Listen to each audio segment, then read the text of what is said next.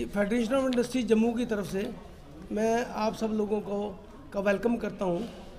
आज की जो हमारी प्रेस कॉन्फ्रेंस का मुद्दा है, हम आपके through honourable lieutenant governor Shri Manoj Sinha ji को एक अपील करते हैं कि सेंट्रल गवर्नमेंट ने जो ये नोटिफिकेशन निकाला है, इस नोटिफिकेशन के हिसाब से उन्होंने जो हमारी एग्जिस्टिंग यूनिट्स हैं, जो वर्किंग यूनिट हैं एग्जिस्टिंग और जो अंडर सब्सटेंशियल जाएंगी, उनके लिए इसमें कोई बेनिफिट नहीं है। आज की डेट में हमारे यहाँ पे कम जो इंडस्ट्रियल सेक्टर है जो अभी काम कर रहा है, उन्होंने अराउंड 4 से 5 लाख लोगों को हम लोग एम्प्लॉयमेंट दे रहे हैं।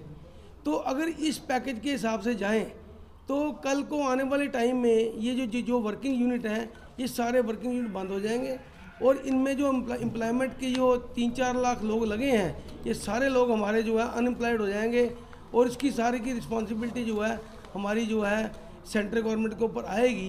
क्योंकि आप देखिए कि हम लोग पिछले 30 साल मिलिटेंसी को झेल रहे हैं, मिलिटेंसी के होते हुए भी हम लोग यहाँ काम कर रहे हैं। इस चीज़ को नज़र रखते हुए जब भी पीछे कोई पैकेज ऑफ इंसेंटिव आया है, वो पैकेज ऑफ इंसेंटिव सारा हमारे सबके लिए आया है। हम कहते हैं नए को भी दो और जो एग्जिस्टिंग है उनको भी दो, क्योंकि एग्जिस्टिंग ने साथ साथ चलना है। आप नए को दे दोगे, पुराने को नहीं दोगे, तो कल जो नया लगेगा वो हमारे यूनिट के, हम उसके साथ कंपटीशन कैसे कर पाएंगे। दूसरी चीज़ ये है कि जब से यूटी बनी है हमारा, तब से कश्मीर में डिस्टर्बेंस रही है, हमारा इंडस्ट्रियल सेक्टर सफ़र करता रहा है। आज रोड की हालत देखिए, हम लोगों की डिपेंडेंसी सारी यहाँ पे जो है विद इन दी स्टेट है, मैक्सिमम यूनिट की है। जो बड़े बड़े यूनिट बाहर के लगे हैं वो बाहर एक्सपोर्ट कर रहे हैं, उनको बेनिफिट मिल रहे हैं। पर इस पैकेज के हिसाब से तो जो एग्जिस्टिंग माइक्रो स्मॉल स्केल और मीडियम स्केल सेक्टर के यूनिट हैं, वो तो यूनिट सारे ख़त्म हो जाएंगे।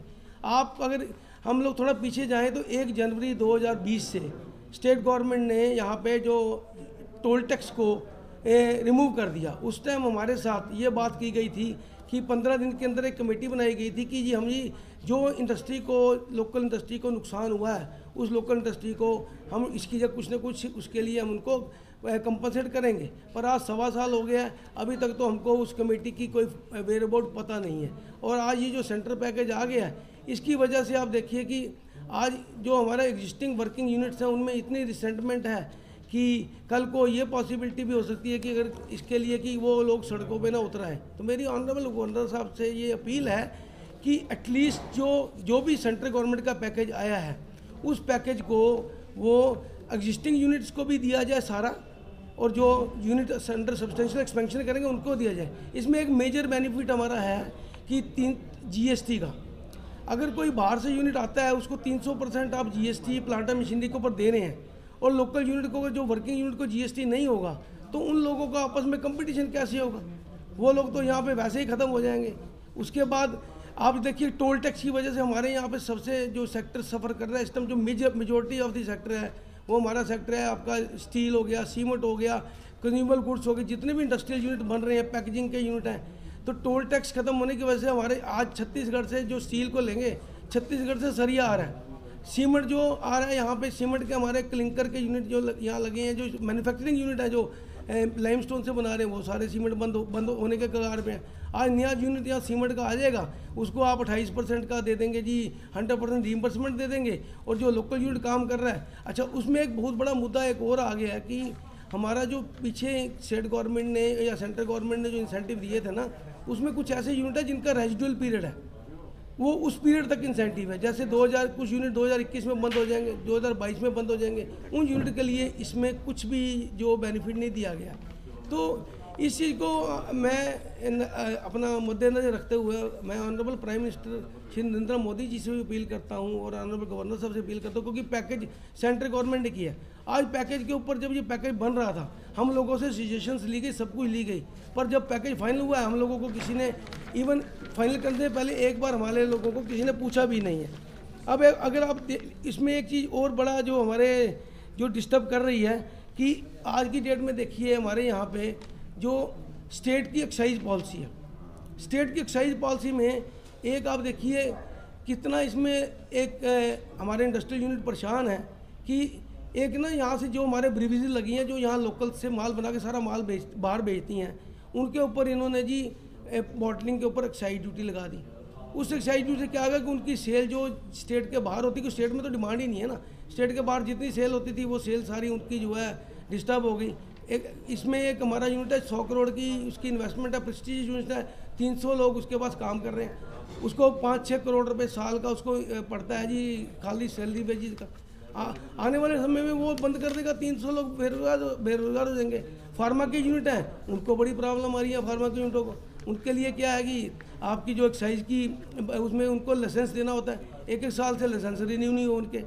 तो मेरी ये रिक्वेस्ट है कि जो बॉटलिंग फीस को एग्जम्प्ट किया जाए और जो लाइसेंस है उसको 5 साल का रिन्यूअल दिया जाए। अच्छा, उसके बाद हम आ जाते हैं प्राइस एंड परचेज प्रेफरेंस पे। आज जितना हमारा स्मॉल स्केल सेक्टर हमारी स्टेट में काम कर रहा है, उनको स्टेट गवर्नमेंट डिपार्टमेंटों में प्राइस एंड परचेज प्रेफरेंस नहीं दिया जा रहा।